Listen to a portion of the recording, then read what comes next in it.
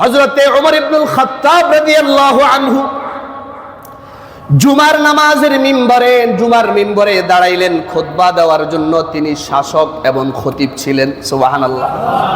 হযরতে ওমর যেমন সারা পৃথিবীর অর্ধ পৃথিবী শাসন করতেন, আবার প্রত্যেকবার জুমার দিনে মসজিদে নববীর মিম্বরে দাঁড়াইয়া খুতবা দিতেন। আল্লাহু আকবার। হযরতে ওমর ইবনুল খাত্তাব একবার জুমার দিনে মিম্বরে খুতবা দেওয়ার জন্য দাঁড়ায়া গেলেন। খুতবা শুরু করার আগে হযরতে ওমরের একজন প্রজা নাগরিক দাঁড়ায়া গেলেন, ও আমিরুল মুমিনিন ওমর ইবনুল খাত্তাব, আপনি জুমার খুতবা দেওয়ার আগে আমার একটা প্রশ্নের জবাব দিবেন। ওই সাহাবী দাঁড়ায় বলেন, ও আমিরুল মুমিনিন, গত কিছুদিন আগে রাষ্ট্রীয় কোষাগার থেকে সমস্ত গরিবদের মাঝে এক টুকরো করে কাপড় বিতরণ করা হয়েছিল পুরা মদিনার সমস্ত নাগরিকদের মাঝে। পুরুষদের জন্য এক টুকরা কাপড় দেওয়া হয়েছিল, যেটা দিয়ে তারা সবাই জামা বানিয়েছিল। আপনি আমার চাইতে অনেক লম্বা, আমি আপনার চাইতে অনেক খাটো হওয়ার পরেও আমার এই যে এক টুকরা কাপড় আমি রাষ্ট্রীয় কোষাগার থেকে পেয়েছিলাম, সেই এক টুকরা কাপড় দিয়ে আমার পরিপূর্ণ জুব্বা হয় নাই, অনেক খাটো হয়ে যাইতেছি। কিন্তু আপনি আমার চাইতে লম্বা হওয়ার পরেও দেখতেছি আপনার গায়ে জুব্বাটা পরিপূর্ণ লাগছে। আল্লাহু আকবার বলেন। আমি এক টুকরা কাপড় পেয়েছি, আপনিও এক টুকরা পেয়েছেন, কিন্তু আপনি কেন কিভাবে এত লম্বা জুব্বা বানাইলেন? আমি কেন পারলাম না?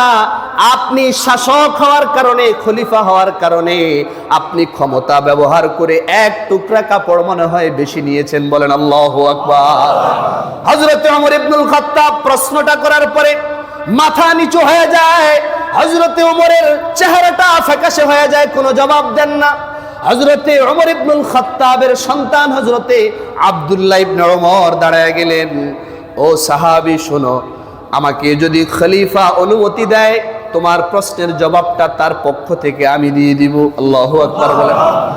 ও মদিনার মুসলমানেরা, নবীর সাহাবীরা শোনো, আমি খলিফা ওমরের ছেলে আব্দুল্লাহ, আমি খলিফার ছেলে হওয়ার পরে আমাকে রাষ্ট্রীয় কোনো পদে নিয়োগ আমার বাবা দেয় নাই। আমি সামান্য রুটি বানায়া রুটি বিক্রি করে আমার রুজি রোজগারের ব্যবস্থা করি। সুবহানাল্লাহ বলেন। আমি আমার বাবাকে আজ পর্যন্ত আমার রুজি সামান্য হওয়ার কারণে কোনো গিফট দিতে পারি নাই, কোনো হাদিয়া দিতে পারি নাই।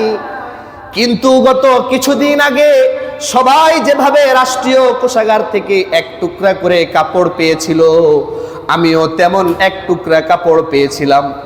আমি আমার বাবাকে যেহেতু কোনোদিন কিছু দিতে পারি নাই, এই জন্য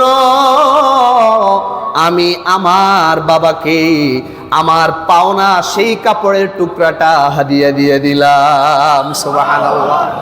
আমার ভাইয়েরা, একজন খলিফা হওয়ার পরে শুধু এক টুকরা না, 10 টুকরা নেওয়ার সুযোগ ছিল কি ছিল না?